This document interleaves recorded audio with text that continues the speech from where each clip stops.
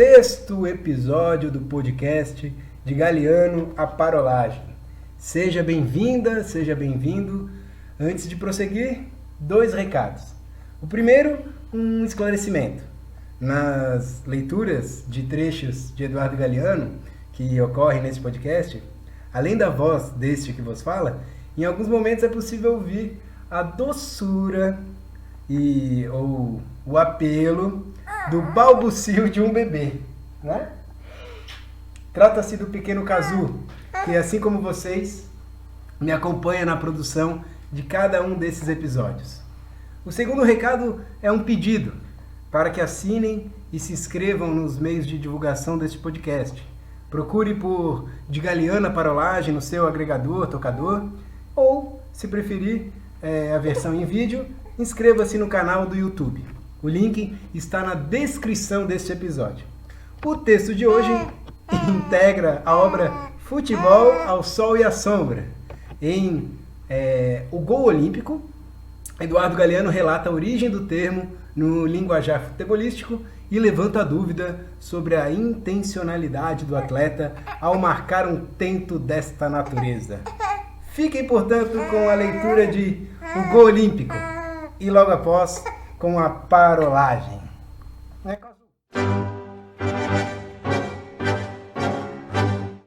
O Gol Olímpico. Quando a seleção uruguaia voltou da Olimpíada de 1924, os argentinos lhe ofereceram uma partida de comemoração. A partida foi jogada em Buenos Aires. O Uruguai perdeu por 1 gol. O ponta esquerda Cesário Onzari foi o autor do gol da vitória. Lançou um tiro de córner e a bola entrou no arco sem que ninguém a tocasse. Era a primeira vez na história do futebol que se fazia um gol assim. Os uruguaios ficaram mudos. Quando conseguiram falar, protestaram. Segundo eles, o goleiro Mazzali tinha sido empurrado enquanto a bola vinha no ar. O árbitro não deu confiança. Então resmungaram que Onzari não tinha tido a intenção de acertar a meta e que o gol tinha sido coisa do vento. Por homenagem ou ironia, aquela raridade foi chamada de gol olímpico. E até hoje é chamado assim, nas poucas vezes em que acontece. Onzari passou o resto de sua vida jurando que não tinha sido casualidade. E embora tenha transcorrido muitos anos, a desconfiança continua. Cada vez que um chute de escanteio sacode a rede sem intermediários, o público celebra o gol com uma ovação, mas não acredita nele. Episódio 06, dando continuidade depois da leitura de O Gol Olímpico, é hora da parolagem, e eu começo saudando meu grande camarada, amigo de infância, Lenine Silva. Como é que está, meu camarada? Olá, Eduardo, tudo certo contigo? Tudo bem, tudo bem. Vamos falar um pouco de gol olímpico. Um gol um tanto raro de acontecer no futebol. Mistura uma questão de técnica, muitas vezes com sorte também. Mas vamos lá, começando, eu te pergunto, cara. Algum gol olímpico na sua memória? Você lembra de algum gol aí que poderia compartilhar conosco? Eu lembro de 2 gols olímpicos. E os 2 do mesmo atleta. Sim, porque foi um ano muito importante para mim. Sou torcedor do Flamengo. Foi 2 gols do Pet. Um contra o Palmeiras. E o outro gol olímpico foi contra o Atlético Mineiro. O do Atlético Mineiro foi mais bonito, porque foi em cima. O do Palmeiras, assim, ele botou a bola meia altura, assim, e ela quica antes de passar por debaixo das pernas do Marcos. Se eu me recordo certinho, acho que foi isso. E foi esses 2 gols que eu lembro. O ano que o Flamengo foi campeão brasileiro, né? Em 2009. Eu lembro de Lenine, do Marcelinho Carioca, pé de anjo. Nossa, batia muito bem na bola. Estava até tentando pesquisar aqui, se eu não estiver enganado, 1994, Campeonato Brasileiro contra o Criciúma. E eu lembro desse jogo porque eu assistia narração de Cléber Machado já na Globo. E eu estava no Lira Tênis Clube, ó, propaganda aí pro clube. Eu não lembro o que eu estava fazendo lá, mas eu estava na cantina assistindo o jogo e o Corinthians estava ganhando com esse gol olímpico e foi aquele gol olímpico, sei lá, clássico. A cobrança não bateu ninguém, foi direto para dentro do gol. E aí terminou que no final do jogo o Criciúma empatou. E eu lembro da comoção do restaurante lá, todo mundo comemorando. Só que estou falando de um cenário quando eu estava em Florianópolis, então não temos torcedor do Criciúma aí. Mas naquele momento, e talvez assim, ó, era um momento, o Criciúma recém, fazia ali 2 anos que tinha ganho a Copa do Brasil, 1 ano antes estava na Libertadores, se eu não estiver enganando aqui os anos. Então, talvez tinha ainda uma coisa de o clube do estado, né? Mas terminou 1-1 e uma coisa que eu me lembro era a camisa do Corinthians por causa daquele patrocinador, aquela marca de tintas, que é a marca que a gente adoraria toda vez que fosse pintar nossa casa, algum imóvel, utilizar. Mas é uma marca mais cara e como foi feio aquele patrocínio, né? Um negócio enorme na camisa. Era feio, sim. Era muito feio aquela camisa. Aquele patrocinador era muito horrível. Exatamente. O jeito que ela veio na camisa, o jeito que ela veio escrito no colorido, né? Exatamente. Bem colorido, né? Era feio, era feio. Então, Lenine, para enobrecer esta conversa, eu chamo aqui um outro grande amigo, que é o Nino. Natural de Américo Brasiliense. Nino é professor santista e reside em Araraquara. Vou falar que é um especial amigo, tem uma história de vida fantástica e toda ela, ao que eu conheço, permeada por futebol, cara. Nino é boleiro e tem experiência também como goleiro, que nos será muito útil no bate-papo de hoje. Perspectiva essa, né, que pode e vai nos auxiliar nessa parolagem. Nino, conte-nos um pouco uma memória sua a respeito de gol olímpico. Fala, Eduardo. Antes de mais nada, eu queria parabenizar, né, você aí pela ideia do podcast, né? Queria agradecer também pelo convite e mandar um abraço aí para todo mundo que está nos ouvindo. Então, falar de algum gol olímpico assim que eu já vi assim, como minha família toda é corintiana, né? Só eu e meu pai que somos santistas. E eu ouvi sempre o meu irmão falar do Neto, que fazia gol olímpico, o Marcelinho Carioca também, o Petkovic também, o Marcos Assunção também jogou no Santos, mas São Paulo e Corinthians, né, era o Rogério Ceni mesmo que estava no gol, né? E o Marcelinho fez um gol olímpico, né? Mas eu acho que não foi um gol olímpico assim clássico, né? Valeu, Nino. Que abraço, cara. Um grande abraço. Interessante essa lembrança dele, Lenine. O gol do Marcelinho Carioca contra o São Paulo, Copa Bandeirantes, se eu não me engano, 1995, se eu não estiver enganado.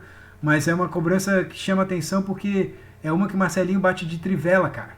Bate 3 dedos, então já dá um ar diferente aí pro gol. Não sei se você vai lembrar uma que o Rogério Ceni, a bola entra no primeiro pau, logo perto do ângulo, mas numa disputa ali com o zagueiro, fica meio confuso mesmo.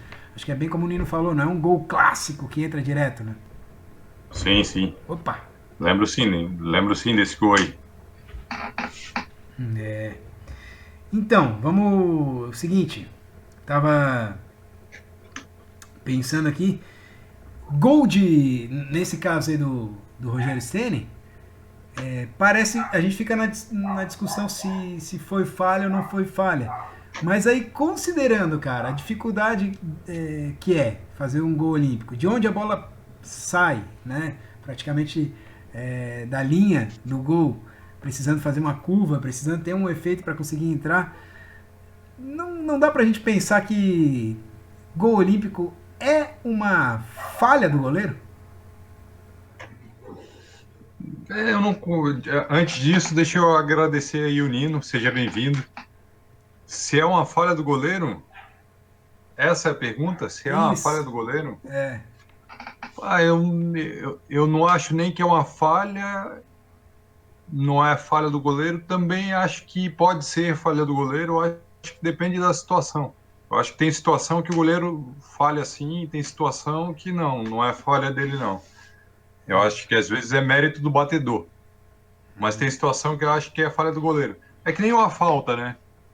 Às vezes o goleiro não tem culpa, o batedor bate tão bem que não tem como pegar, mas tem hora que ele sai atrasado, tem hora que ele sai errado. Então acho que no gol olímpico é da mesma forma, é desse mesmo jeito assim. Nem sempre dá para botar a culpa no goleiro, mas nem sempre dá para eximir ele de culpa. Vai ser cada caso um caso, né? Eu fiz essa pergunta Uhum. pro Nino, cara. Vamos ver o que ele tem para nos falar. Ele que tem experiência como goleiro, né? Diz aí, Nino. E quanto a essa questão, se é falha do goleiro ou não, isso é outra polêmica, né? Para mim, eu acho que não é falha do goleiro, não, porque é falha de toda a equipe, né?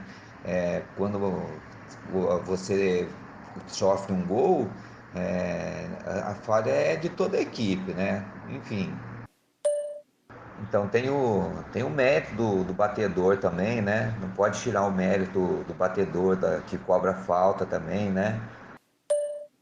E às vezes também a bola faz uma curva grandiosa, né? Porque você não espera que a bola vai tomar aquela curva que ela faz, né? E o Marcelinho era craque, o Petkovic era craque em fazer isso, né? Então você individualizar a culpa parece que para mim não é muito justo, não. Enfim. Beleza, Nino. Obrigado, cara. Eu acho que tem alguns elementos aí interessantes na fala do Nino, né, como goleiro. Eu acho que nem você, né, Lenine? Ele lembrou do mérito do cobrador, e aí esses nomes que ele cita, Petkovic, Marcos Assunção, que aliás, Nino, você falou do Marcos Assunção, que teve passagem no Santos, mas esqueceu que ele teve passagem no Figueirense. Deixar registrado aqui. Que é onde ele aperfeiçoou a batida que ele tem na bola. Né? Mas enfim, Tá certo. esses nomes que ele cita, realmente, cara, são pessoas muito talentosas e que daí conseguem fazer a bola ter efeito e uma curva que, cara, é difícil pensar necessariamente numa falha porque você está jogando com uma dificuldade enorme, que é essa curva que a bola faz, uma distância grande, um grande balão, sem contar quando não tem ainda uma condição meteorológica, aí um vento que interfere, né, cara? E aí vai ser bem mais complicado. Mas eu acho que o Nino comentou ali também uma coisa bem interessante, que é pensar um lance do futebol como algo coletivo, como resultado de um aspecto coletivo e não a gente ficar individualizando as jogadas, né? Até porque se a gente parar para pensar, mesmo que o cobrador, né, o Marcelinho Carioca conseguiu botar a bola lá dentro direto no escanteio, não tocou em ninguém, em algum momento teve o escanteio. Quem foi que fez o escanteio? Né? Então, até nesse sentido dá para pensar como uma grande coletividade.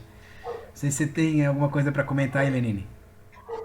Não, eu entendo isso aí. É claro que quando uma equipe toma um gol, é culpa não só do goleiro, mas é culpa de todo mundo, né? Quando gera, né, dá um escanteio para o adversário, estava tentando desarmar uma jogada e acabou. E aí, né, gera esse erro coletivo, não é um erro individual. Mas, cara, tem sim, na minha opinião, tem aquele posicionamento errado, às vezes está dando uma orientação e aí não se posiciona bem e a bola vem, não tirando os méritos. Tem muito jogador que tem méritos, mas tem goleiro aí que também de vez em quando dá uns mole, né? fica mal posicionado e toma uns gols meio besta, né? É. Eu te mandei um vídeo hoje de um gol do Roberto Carlos, que na minha opinião o goleiro ficou dando orientação lá na frente e saiu do gol. E ele bate muito rapidamente, dá um três dedos na bola, assim, e a bola vai no gol e o goleiro não tá nem no gol. Então, assim, eu acho que tem essas falhas aí também. Aí, como você mencionou, como qualquer outro lance, um lance de falta, vão haver também os equívocos, os escorregões, né? Eu acho que, vou colocar aqui que em off, antes do programa, a gente conversava sobre a pauta desse episódio, e você mencionou uma variável bastante interessante, que é a quantidade de pessoas na área. Quando a gente está falando do escanteio, é uma multidão, e às vezes a disputa de espaço é tão próxima que o simples fato de você não conseguir colocar o pé para fazer um apoio, um impulso no lugar onde você queria, porque já está ocupado aquele espaço, né? Não estou nem falando de falta, de empurrão, nada disso, mas simplesmente a disputa ali de espaço já pode interferir e atrapalhar o goleiro, gerando gol. Tem vários lances de gols olímpicos, até que o atacante ou o zagueiro vão para subir para tocar a bola de cabeça, não alcançam, mas estava todo mundo na expectativa que eles alcançariam, e aí rompe a expectativa e acaba pegando no contrapé, situações assim, né, cara? Então, estamos falando da dinâmica do jogo, que é complexa para simplesmente responder que é culpa ou não, embora muitas vezes não, sim, muitas vezes não. É verdade, é verdade. Ali, aquele tumulto, aquele empurra-empurra. Às vezes tu pensa que o atacante vai cabecear a bola e a bola nem toca nele e vai direto pro gol, né? Uhum. Mas assim, ó. Tem isso tudo, né? Tem. Mas o quão especial é esse tipo de jogada me fez. Eu menciono assim a dificuldade, ou se não é uma falha, porque eu fiquei curioso para saber qual que é a distância entre o escanteio e o gol. E aí eu pedi uma assessoria para o próprio Nino, que entende.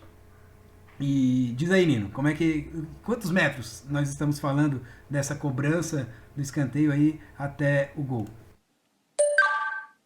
Então, isso varia muito, né? Um campo oficial mesmo, ele varia muito, né?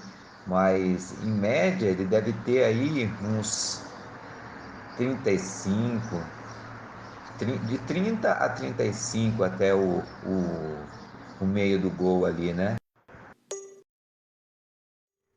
Valeu, Nino. Ele fala que varia porque ele mesmo me deu uma explicação que a FIFA não determina o tamanho, um único tamanho, né? Tem uma margem. O campo pode ter de 45 a 90, mas a grande maioria dos campos hoje fala na largura, a medida da linha de fundo ali, em 70 metros, e por isso o Nino fala entre 30 e 35 metros de distância. Bom, se nós pensarmos em 35 metros de distância do escanteio até o centro do gol, é uma distância considerável. Digo isso porque, se você lembrar, o Lenine vai lembrar, de certeza, aquele gol de falta do Pet pelo Flamengo contra o Vasco na final do Carioca, que aos 40 e cacetada, né? Já estava nos acréscimos, eu acho, que daí ele se joga no chão, tem aquela comemoração, acho que é uma catarse só, né? Aquele gol ele foi marcado a 25 metros de distância. Ó, é bem mais próximo, né? De frente, tanto o goleiro tem um tempo de reação olhando já para onde a bola vai, enfim, apesar de ter a barreira, né?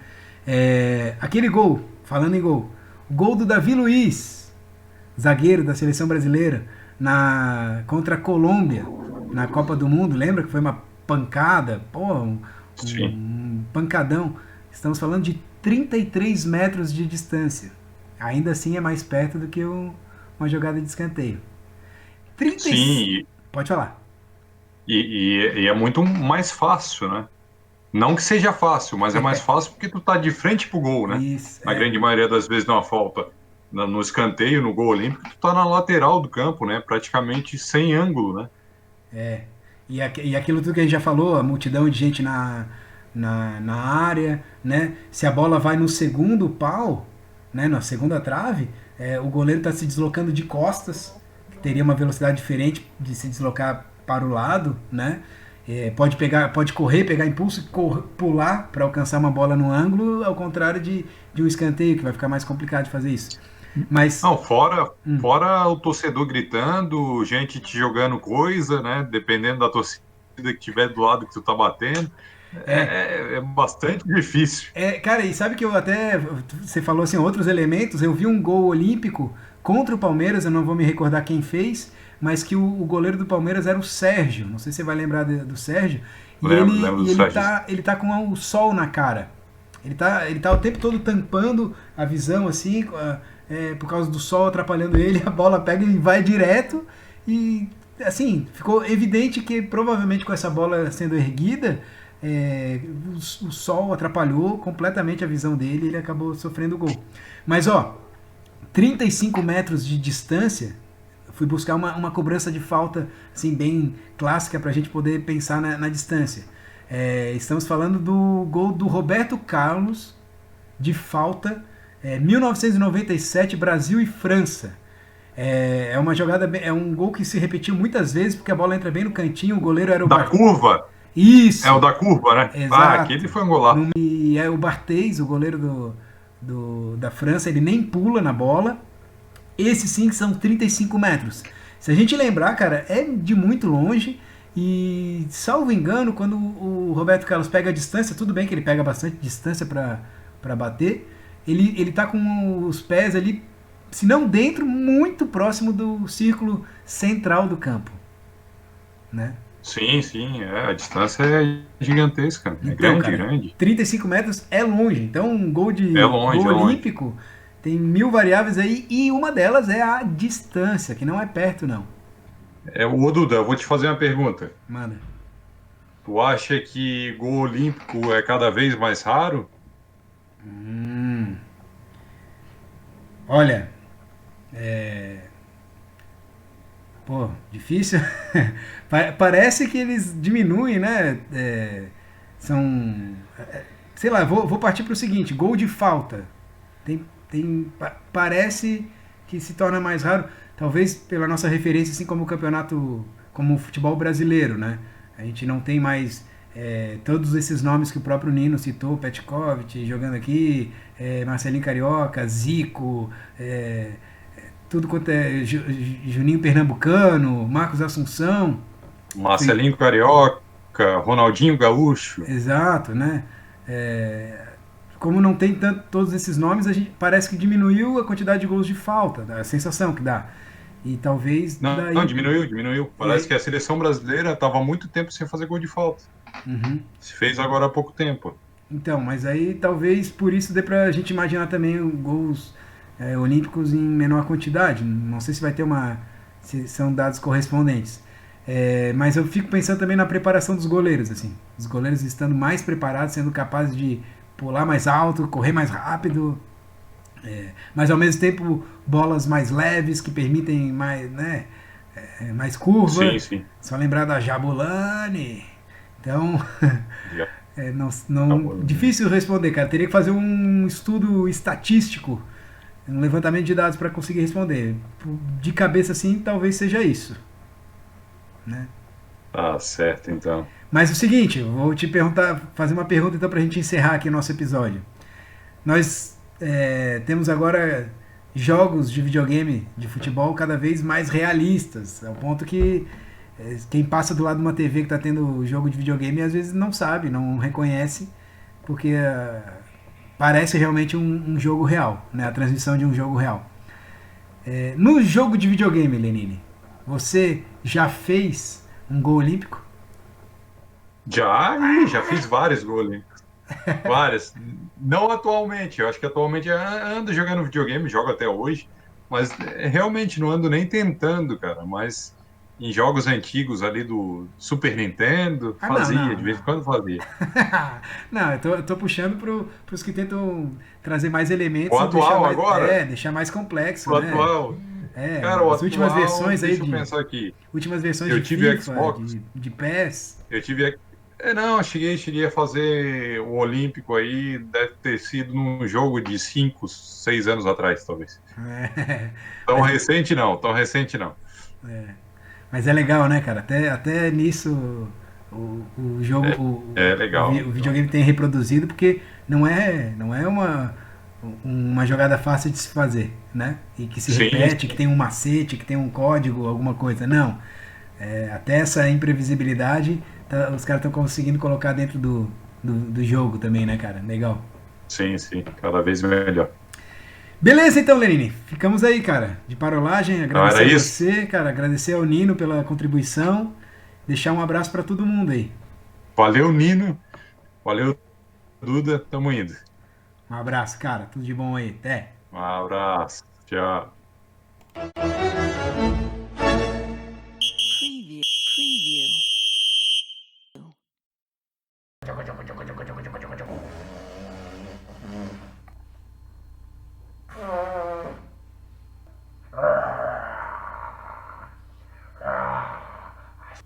Olha você ali, ó.